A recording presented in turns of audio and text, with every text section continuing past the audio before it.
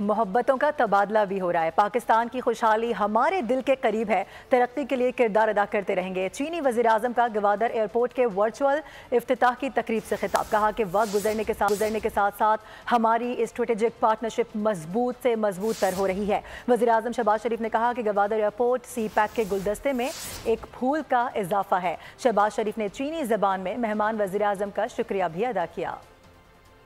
Produced a significant outcome and played a positive role in Pakistan's economic and social development. New international airport is also an epitome of the special relationship and friendship between China and Pakistan. Our all-weathered strategic cooperative partnership is constantly deepening. From the core of my heart, thank President Xi Jinping and the people of China for your generous gift in the shape of Gwadar International Airport. This will not only transform Gwadar's economy but Pakistan's economy, not only to promote CPAC's second phase but also to promote peace and security. I would like to thank and appreciate the untiring efforts of Chinese engineers, workers. Long live Pakistan-China friendship.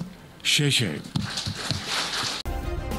Subscribe करें और bell दबाएं ताकि कोई खबर रह न जाए।